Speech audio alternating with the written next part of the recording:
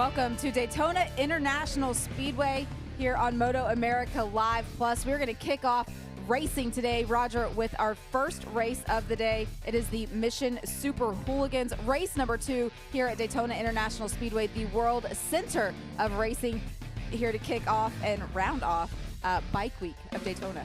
Yeah, I'm looking forward to the second race, and I really enjoyed that shot right before we came on air, just showing the infield and how many people's here this year for the Daytona 200. It's great to see this place packed, and looking forward to another day of racing. Super Hooligan Race 2, we've seen a great race yesterday, so looking forward to that, and not just that, but all the races today.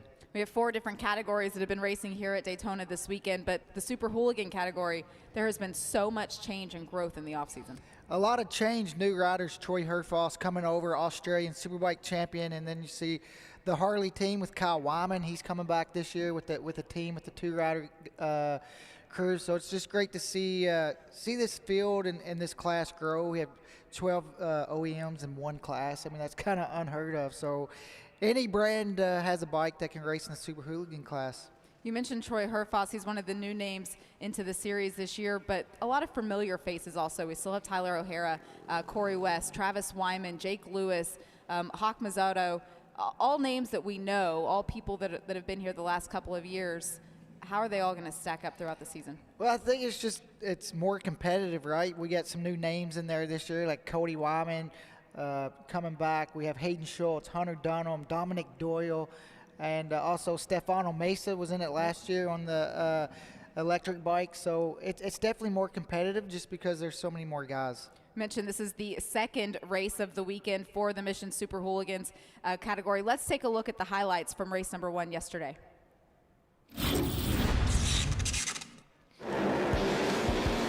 This was the first start here. You can see Jake Lewis there on the Saddle and Harley there getting a really good start there, right on the outside.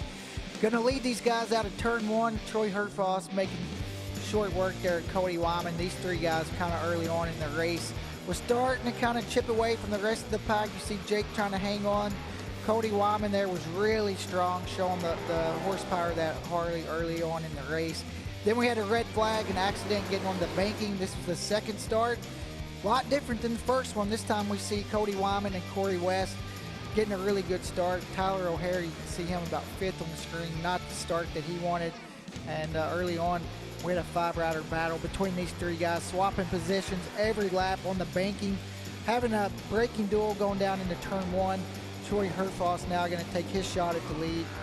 Always when he led through the infield, you can see the gap. He just kept trying to pull away, see if he couldn't break that draft, and Cody Wyman there was in second, looking good on the last lap. Then out of turn 1 has a problem.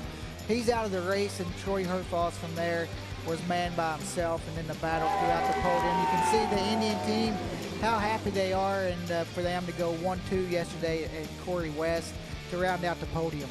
Yes, and for Troy Herfoss, he was able to put an exclamation point on his first weekend of MotoAmerica competition here, but he has 2 more shots at it today, starting off with this Super Hooligans race we're going to get to next. But these were the results from yesterday. Take a look at your top 9 here. Yeah, and you see Corey West there on the podium, and Cody Wyman 4th. Hawk Mazzato, his best ride, 5th there for top 5 for Hawk. That's really good with the Trackhouse crew.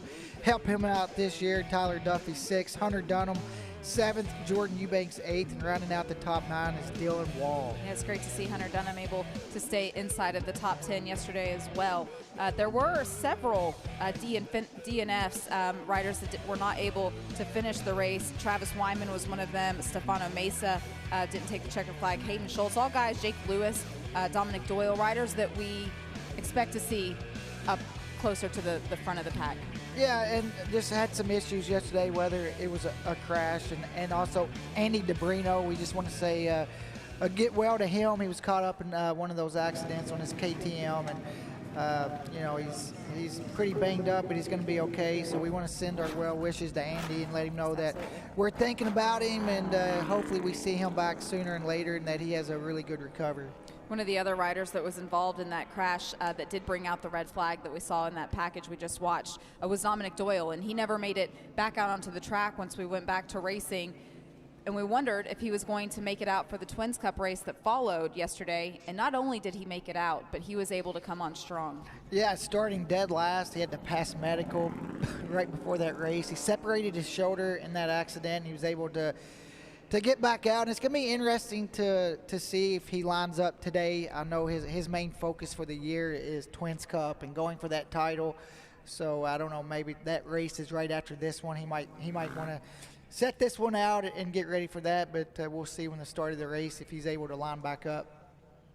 You see all the riders gathering together at pit exit, waiting to be able to go out on the racetrack and take a look at it. What do you think is going to be different today, Roger? Well, we heard some riders talking about not too long ago about the wind, and so it's to give these guys an opportunity. You can even see the flag, the corner worker there with that green flag there in his left hand, how much it's just blowing, just sitting there, and that'll give you look at the tents, you can see how much they're blowing. So this gives those guys an opportunity to get out there and kind of, not only do you feel the wind in the braking zones, but also when you're on the banking, it'll blow you around a little bit. And it's important to use this opportunity, push yourself through it so that you can feel how it's going to affect you. And when you're in the draft also, you think about just the draft changing your braking marker, but you have a 4-rider draft and a tailwind going into turn 1 or the chicane. You're going to go in there way faster than you are by yourself, and you're going to have to be you're going to have to realize that and really adjust your brake marker. So it might be a good opportunity on this siding lap to, when you get down into that chicane, maybe check it out.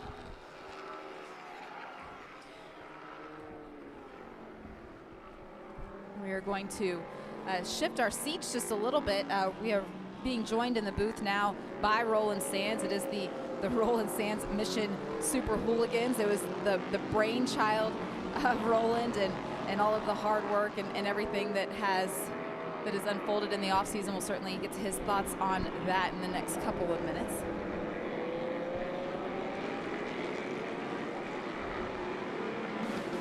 Mission Super Hooligan National Championship coverage is brought to you by Mission Foods, the world's leading brand for tortillas and wraps.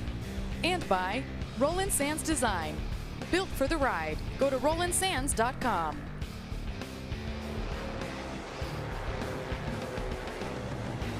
And the riders now still on the siding lap. We're joined in the broadcast booth by Roland Sands. Roland, yesterday was exciting. Yeah, what a great race that was. Seeing the two Indians on top of the box, the Harleys fighting back, 12 manufacturers, electric bikes, ice bikes, all together, all ripping around the high banks of Daytona. It was exciting, certainly. There were a lot of questions going into race 1, just as there would be, the first race of the season for any class, any series, and a lot of those questions were answered. The homework was done in the off season. Yeah, this is your opportunity to see the pace of the bikes, and this is such a unique track as well. It takes, horsepower. It's kind of a rough track, so dealing with the suspension, there's not a lot of fast flowing corners. So a place like MotoAmerica or Road Atlanta, it's a completely different setup at times. So Daytona, super unique place to ride a motorcycle fast. I know you left us, went down to celebrate down in Victory Lane after the race yesterday. Then you spent the evening back in the garage area with all of the riders. What's the vibe like? Everyone's psyched. I mean, just trying to get the bikes comfortable. I mean, that's the big thing for riders at a place like Daytona. You need to be comfortable on the bike. You got to be comfortable on the banking. And these are rough motorcycles to ride. We don't have fairings. So, you're pushing against the wind. These guys are going 160 miles an hour out there on the high banking. Zero protection, zero fairing. You got that little flat number plate in the front. Troy Herfoss really showing his speed yesterday and showing us the speed of really the Aussies in general. I mean, these guys are in MotoGP. We've got a couple really fast guys that are showing their speed in the world circuit. That's where Troy came from, and I think he's got the pace, obviously. One of the things that helps a series like this in terms of budget is being able to have doubleheader weekends. You have a race on the first day, a race on the second day. You're also able to kind of regroup overnight. Who needed to do some work overnight? Well, Hawk Mazzato on the Trackhouse RST Indian, we did some work on the bike last night, and it's his first time here at Daytona on an FTR 1200. So he's figuring things out, finished 5th yesterday, and I know he wants to pick up the pace a little bit more today, and I think he can. Nate Kern as well back there in the BMW had a big crash yesterday, so he's back out there on an air-cooled bike. There's Hayden Schultz. We just saw go through the frame. He also had an incident yesterday. Big opportunity. We got 2 races. Yeah, and that's a great thing you mentioned about having 2 races. If you have a problem that first race, you're able to get back out today and try to get a good result. You see Hayden Schultz here last on the screen, getting onto the banking there. Man, that was scary, that crash, getting into the wall like that. But look how tough Hayden is, getting right up like it didn't happen and just running off. And back out here today. The 101 must have missed a shift going onto the banking. That's terrifying. That's a very scary place to have that happen. Well, you've talked about it, Roland, just being able to race here at Daytona and just having to figure out this racetrack and how challenging that can be. Roger, you've raced around here. Take us through it. Yeah, and Roland has mentioned it, just how unique the track is with the banking, and you'll see as the track map comes up there, how the first part of the track, how busy it is through turn 1, through that infield part of the track, which is the whole first sector. Turn 3 and turn 4 are both horseshoes, and then out of turn 6, where you see these riders are at right now, so important to get a good run out of there onto the banking, all the way down into the chicane, where we've heard riders talk about wind pushing them in. Through the chicane out of there, and usually in the twin or the Hooligan race, this is where the race is decided. Turns 11 and 12 is that the turn 4 banking. These guys are going to be wide open through there, where Roland was talking about no fairings and things like that. That's where these riders are going to be feeling the wind the most. What's your favorite corner on this track? I like the braking into turn 1. Yeah. One's a sketchy corner. Got Tyler and Troy up there in front with Travis Wyman on the Harley Davidson. 2 Indians in a Harley, Corey West, Cody Wyman, and Jake Lewis round out the front row. Let me take a look at rows 3 and 4. Hawk Mazada, Nicolo Canapa, Nate Kern. These guys are going to be here all season long. Dominic Doyle, he's back out there today. Yeah, you see Stefano Mesa, too, on the electric bike there, 13th. Dylan Wall, 14th, and Jordan Eubanks there, 15th. Row 7 and 8. This field is so deep this year, Roland.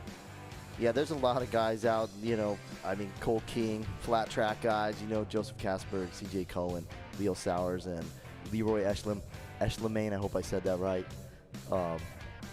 Good, unique crew of people, a lot of diverse backgrounds in motorcycle sports in general, flat track, road race, motocross guys, a little bit of everything. All wanting to come here to compete against one another. We have talked about the wind. It is blowing a lot harder than it was yesterday. We only saw about a 9 to 10 mile an hour winds yesterday. Certainly not the case today. So track conditions are going to be very different. It's also warmer, but regardless, it's the same for everybody, and it's about time to go racing, Roger.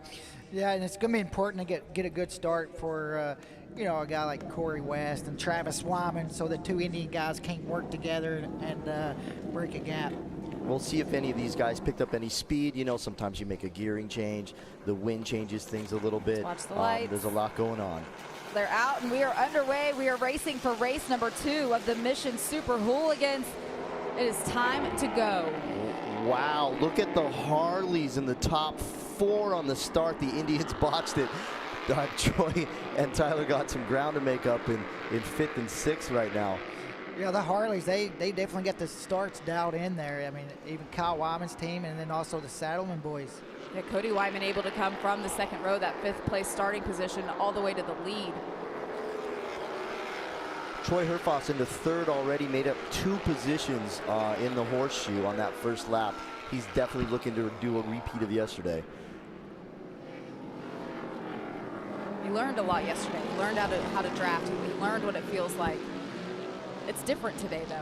Yeah, I was chatting with him about his bagger. I'm going to call it a loss. He got 2nd yesterday, but, leading as many laps as he did, he definitely learned something in the chicane yesterday. Yeah, he said that his inexperience showed yesterday. Today he has another day under his belt, and certainly is a professional enough with enough experience to be able to use what he learned yesterday. With as fast as he is with little experience, man, seeing him build up and get more confidence in this racetrack and in American tracks in general and in the bikes, it's going to make a difference. And, yeah, we've got Tyler. Tyler's now moved up around his teammate. got a tight pack there, and we got the electric bike on the tail end of this group. Stefano on the Energica. You can see how going through that chicane, how this group really kind of spreads out, and you'll see the draft come into play. By the time they get into turn one, they're all going to be back into one group.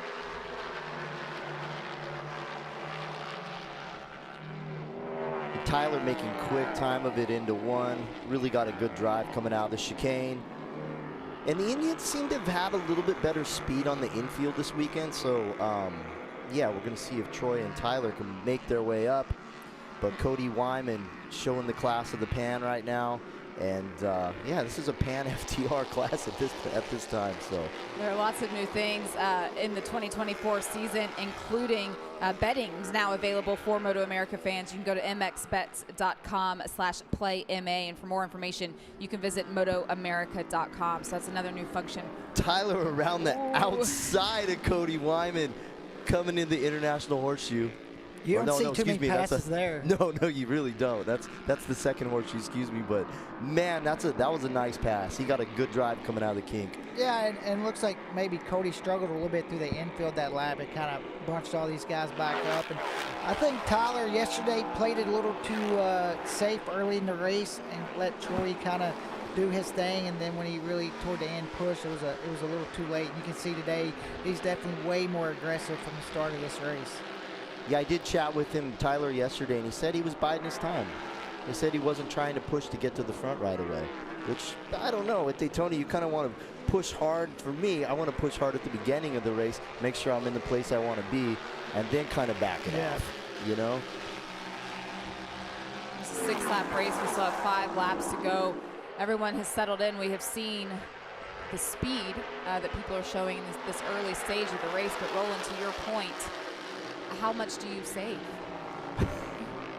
That's a tough one. I mean, these guys are in such a tight pack right now. It's hard to say. You're kind of got to go for broke, you know, if you can pull a gap, which it doesn't look like anyone's pulling a gap right now. Cody Wyman again leading into turn one. Cody's got some confidence. Look at this. These guys are stacked up. What a pack this is. Who'd have thought we'd be watching 12 manufacturers and the top 6 guys are on Indians and Harleys? You have Troy Herfoss at the back of this pack. What is he learning, Roger, by being back there behind everybody? Well, he went really wide there into the first horseshoe, and you know, as Roland was talking about, you don't want to be too easy early in the race with a pack this big. On the last lap, you don't want to have to try to come from the very back and work your way toward the front. That's going to be difficult. I can't imagine Troy put himself in this position on purpose at this point. So he did look back for a second out of the horseshoe. I don't know, maybe he's got an issue.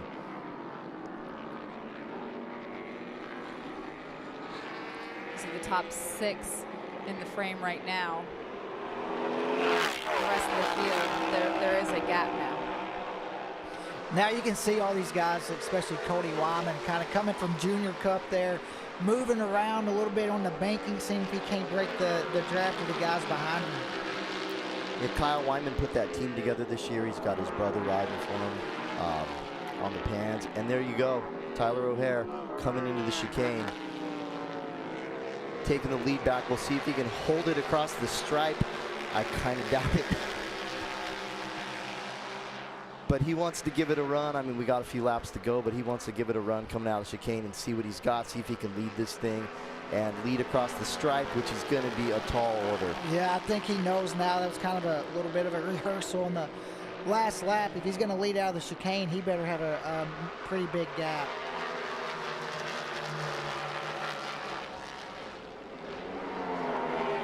You know, he didn't only just take it, though. He didn't take it and then slow himself back. He kept going. This is your opportunity. You're finding out what your motorcycle can do. You're finding out what you're capable of if you can get the drive. Sometimes you can get a smashing drive out of that chicane. If you've got the advantage and you're getting a solid drive, you can just gap it. But with this tight of a pack, I think it's going to be super difficult. This is like anybody's game at this point. You can see Troy there starting to kind of get in the picture. He was pretty aggressive in that first horseshoe with Jake Lewis there. Yeah, Jake Lewis at the back of this pack, getting his first opportunity to try and get a podium in Super Hooligan as well. Obviously, you want to come to Daytona and get your best finish in, but you want to finish first. Daytona is like a place you just want to get through here and make sure you get points.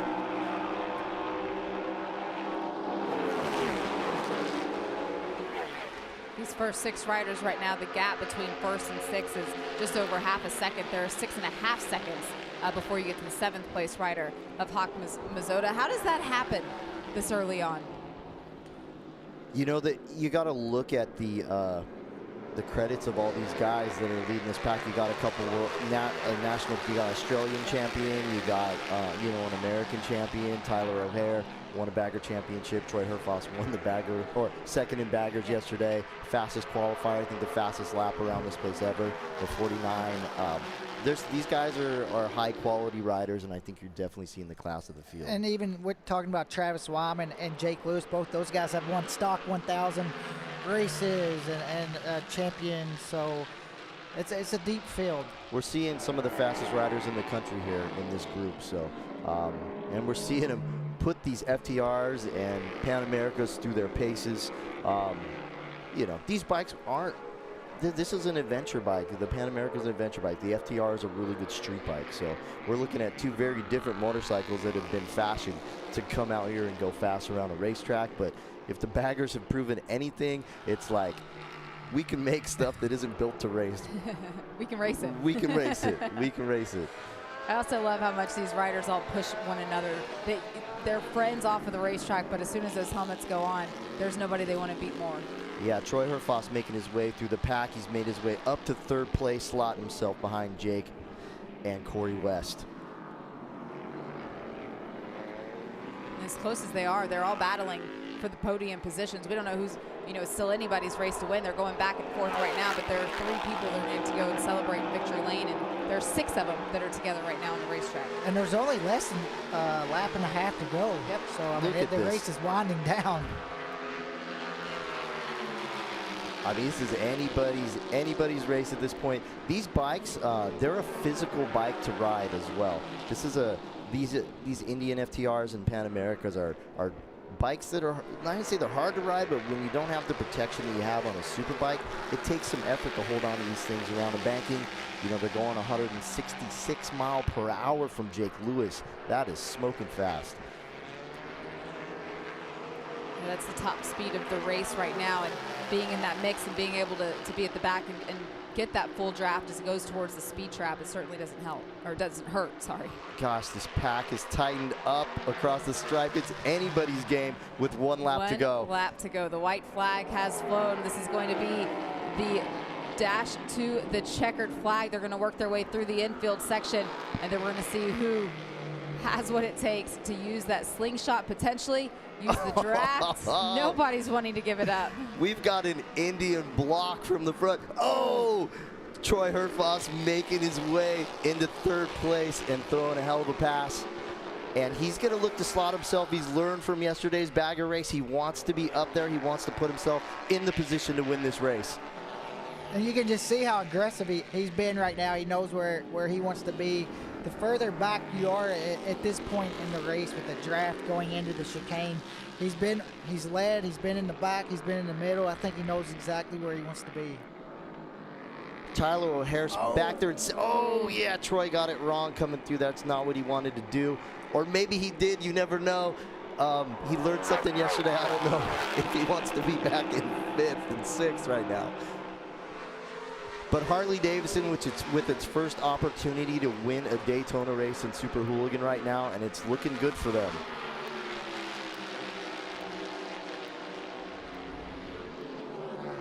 So now making their way around the track, it is still Cody Wyman who is leading everyone. That is Travis smashing his way into 2nd place through the chicane. Who do you want to be right now, Roger? I don't know. It's just hard to tell with all these bikes. I don't think I want to be the guy out in front. I don't think I want to be where Cody's at right now, the one pushing blocking all the air for the guys behind me. You can see the run that they're starting to get.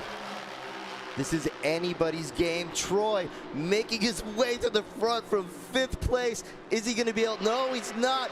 Corey West. Oh! a dash to the checkered flag, and Corey West. Wow, Corey West making up for last year's DQ at the same racetrack, wins his first Super Hooligan National at Daytona. Harley-Davidson taking their first Super Hooligan win at Daytona as well. And this is the first win for Harley-Davidson in Super Hooligan. Not only that, they swept the podium. Wow. It's amazing to me how Cody almost was able to hold those guys off. That's an incredibly tight pack coming across the stripe.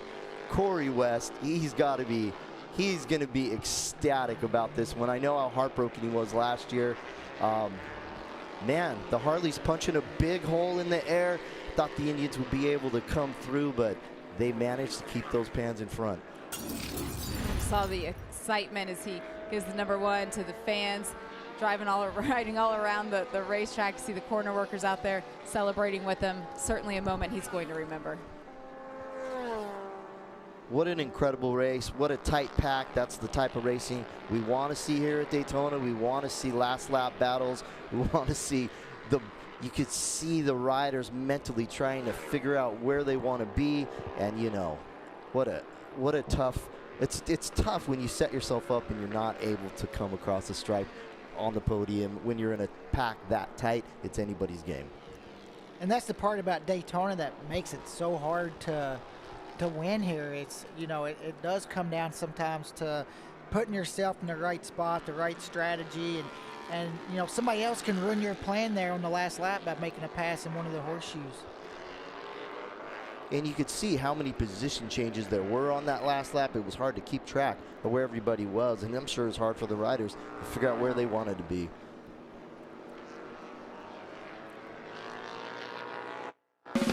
Mission Super Hooligan National Championship coverage is brought to you by Mission Foods, the world's leading brand for tortillas and wraps.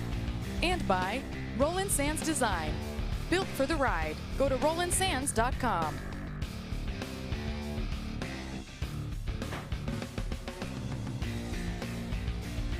And you're watching now as Corey West continues to complete his cool-down lap after finally winning here at Daytona. Take a look at that excitement. Oh, look at the Saddlemen Harley-Davidson team. Everybody's going to be excited about this one, Roger. It's his wife, Patricia. She used to race baggers and Super Hooligans as well. And she's going to be there to greet him once he does roll into victory lane.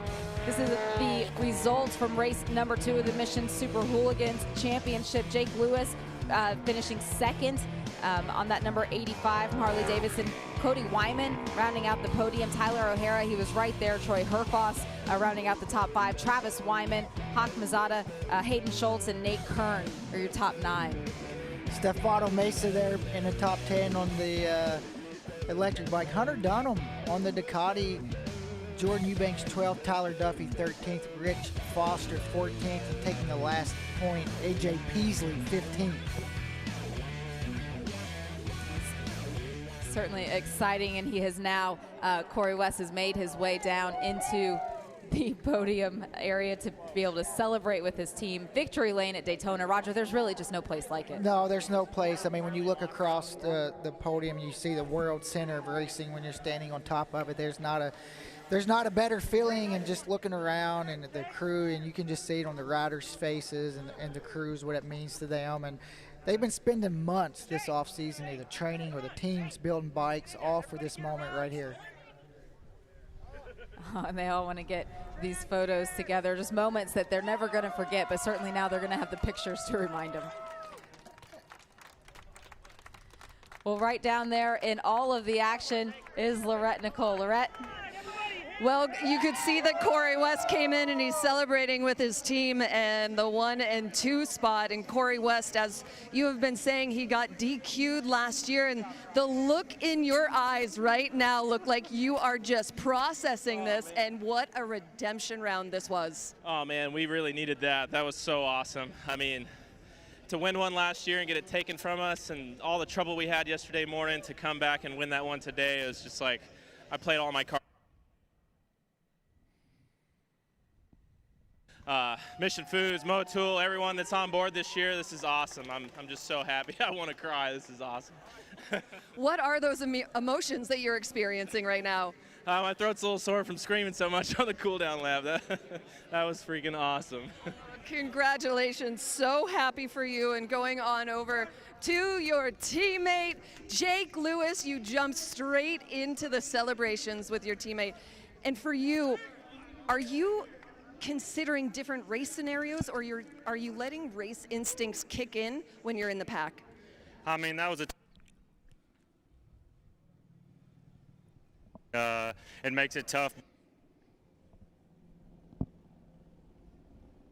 behind these guys the whole race, and I knew my gearing could get me to the line, but I never really showed my cards until that last lap a little bit, and T.O., I think, saw my strategy, and I messed up the first banking. I really wanted to come on out of the chicane in fourth, and I came out in fifth, I think it was, and I almost had him to the strike, but it was a hell of a way to finish 1-2 with Corey and I. You know, last night I was ready to pack up and get the heck out of here, you know, DNF both races, but what a turnaround, you know. I just got to give it up to my team. They've been putting in a lot of work and a lot of hours on very, very little sleep, so this is a heck of a way to reward them and to lock out the podium with the Harley-Davidson Pan America. It's amazing, you know. Roland Sands changed the rules this year and let us come play with the Indian boys, so it's going to be a heck of a year in this Super Hooligan class, and I just got to thank Bell Helmets, 4SR Leathers, Alpine Star Boots and Gloves, Mission Foods, Harley-Davidson, and Motul, everyone else who supports us. Thank you very much. Congratulations.